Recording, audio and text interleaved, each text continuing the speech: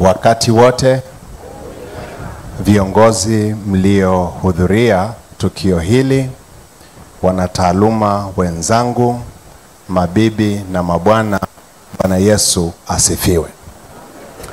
Siku ya leo si siku ambayo tunaweza tukazungumza kwa maneno mengi sana, kwa sababu tunasherekea maisha ya mtu ambaye ametugusa sisi wote kwa namna moja au nyingine. Yaliyozungumzwa kuhusu Profesa Philemon Michael Sarungi ni maneno ya kweli kwa hakika. Hakuna hata moja ambalo limetafutwa ili kufanya tukio letu na hotuba zetu ziweze kufurahisha masikio yetu. Alidiriki wakati ambapo udiriki ulikuwa na maswali mengi. Alifanya mambo mapya katika mazingira ambayo mambo haya yalikuwa yajulikani. Alithubutu, na kwa sababu ya kuthubutu kwake, siku ya leo sisi wote ni mashuhuda wa matunda ya kazi kubwa ya jitihada hizi. Tunapenda kuishukuru familia kwa jinsi ambavyo iliegemeza mikono yake akifanya kazi hiyo, lakini vile vile wale wote waliopita chini ya mikono yake na kujifunza, halafu na wao wakafundisha wengine. Mimi hapa nastahili kuwa mjukuu sasa, kwa sababu kama walimu wangu ndio wameshaongea hapa, wanamuita baba, basi sisi ni wajukuu. Lakini huyo msoka aliyetoka hapa nafikiri sasa atakuwa ni kitukuu. Kwa hiyo ni zama nyingi, na katika hili lote tunamtukuza Mungu kwa ajili ya maisha ya Profesa Philemon Sarungi.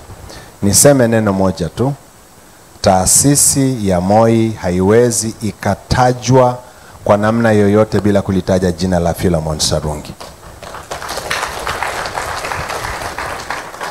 Kwa hiyo katika historia, katika maelezo, katika matendo na hata katika maono tunalitaja jina hilo. Siku ya leo tuna vitanda 369. Na mimi nalisema hili kwa sababu walipoanza walikuwa na chini ya vitanda 20. Leo tunapata wagonjwa kutoka sehemu zote za nchi yetu, lakini tunapata wagonjwa kutoka nje ya mipaka ya Tanzania. Ile dhana ya tiba utalii leo hii inafanikiwa kwa sababu kuna mtu mmoja mahali fulani alinia kwa dhati ya moyo wake. Lakini sio hivyo tu. Tunaangalia sasa zaidi ya kile kimoja alichokuwa nacho yeye. Alitengeneza njia ambayo leo hii tuna wataalamu wabobezi wanaojulikana duniani, wanaofanya marekebisho makubwa sana ambayo hata wakati yeye anasoma na kufanya kazi, nafikiri walikuwa anayafikiria tu. Mambo ya nyonga ni makubwa kuliko tu kubadilisha viungo. Kuna ajali zinatokea, mtu anaweza kuwa na nyonga imechanika. Huko nyuma watu walikuwa wanafikiria nini cha kufanya kumsaidia, lakini leo hii wataalamu wabobezi tulio nao hawafikirii, kwa sababu anajua hatua kwa hatua nini kinatakiwa kufanywa na mgonjwa kurudi katika hali yake ya kawaida. Tuna wataalamu ambao sasa wamejikita katika upasuaji wa mfumo mzima wa fahamu. Nataka kusisitiza neno mzima, mfumo mzima wa fahamu. Kuanzia kwenye ubongo, uti wa mgongo na mishipa ya fahamu, kwa aina zote za magonjwa yake. Na jana nilikuwa na mazungumzo na mtu mmoja akaniambia, ulisema swala la mawimbi ya sauti. Yaani huo ni ubobezi tunawawezesha hata kutumia vifaa ambavyo sasa hivi vinasikika tu katika maeneo mengine ya dunia. Na yasema yote haya nikisikitika lakini nikifurahi kwamba nyuma ya hadithi yote hii profesa aliyelala hapa tunamshuhudia.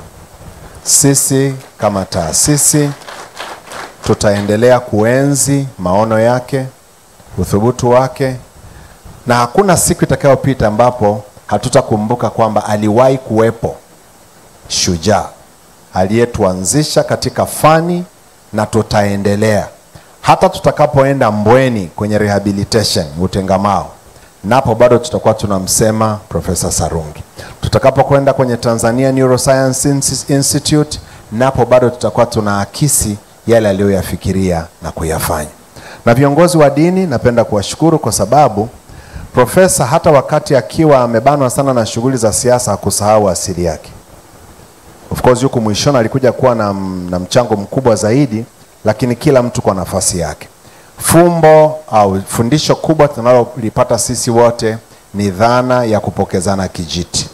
Mungu atutie nguvu tunapoienzi, kwa sababu hata yeye alipomaliza hatua moja alikabidhi wenzake, na sisi tutafuata hivyo hivyo kwa ajili ya utukufu wa Mungu. Asante. Poleni sana wanafamilia, Mungu awafariji mnapoendelea na maombolezo. Sisi kama taasisi tutawatembelea rasmi kwa ajili ya kukabidhi rambirambi yetu. Asante sana.